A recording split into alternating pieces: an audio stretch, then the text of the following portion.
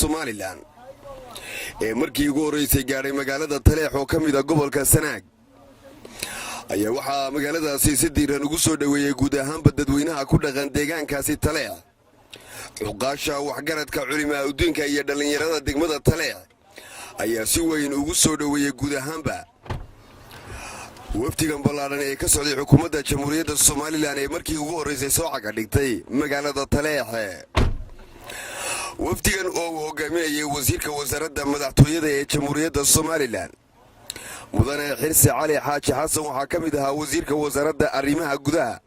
Ali Maxamed Waran Cadde wasiirka wasaaradda nabadeynta iyo horumarinta gobolada bari ee Somaliland Ali Maxamuud Axmed Cali Sandulle wasiirka biyaha ee Somaliland Xuseen Axmed Cabdille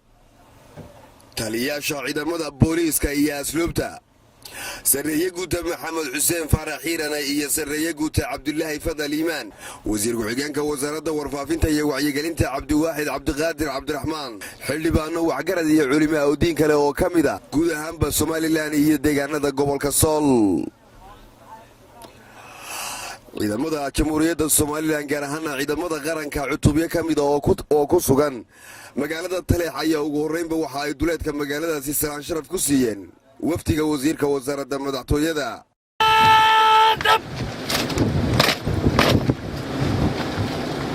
كلام صادق مدير وزير وعصرات هذا وديارة عطوا قدرسن عندك غيرك جمهورية الصومالي لان وكو سو دوينايا دغمada Taleex mudane wasiir ku soo dhawow kadib salaantaasi waxa uu waftiga uu hogaaminayay wasiir Xirsi Cali Xaaji Xasan ay galeen gudaha magaalada Taleex iyadoo halkaas si diiran loogu soo dhaweeyay kadibna waxa ay la hadleen qaar kamid ah waxgaradka culimaa diinka iyo dadweynaha deegaanka Taleex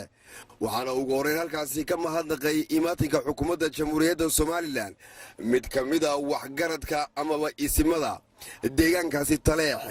waxaana hadaladiisi kamid ahaa bacda salaan waxaan ugu soo dhaweynaynaa degmada taariikhda weyn ee degmada Taleex oo socodkii ugu horeeyay oo maanta aad noogu timaadeen madax ahaan baan idinku soo dhaweynaa ku soo dhawaada wasiir Cali Maxamed Waran Cadde wasiirka arrimaha gudaha ee Somaliland oo ka hadlay arrimo dhinaca nabadgelyada ah iyo imaatinka runtii wax badan bay gobolkan ama dhulkan dhibaato badan ka jirtay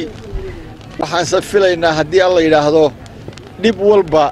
insha Allah inay maanta ugu dambeyn doonto oo nabadda iyo soo dhawaashaha iyo dadka walaalaha ah aynu maanta unugno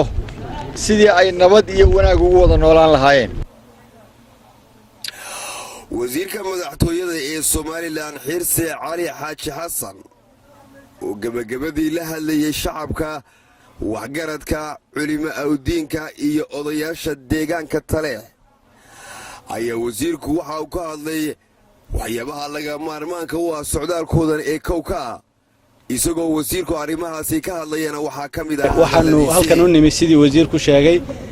wixii ah waxa weeye horumar wixii ah nabadeyn oo darafyada mushkiladii meesha kala gaaray sidii aanu u bogsiin lahayn oo u dhaxgali lahayn oo u nabadeyn lahayn oo wixii awoodayada uga qaban lahayn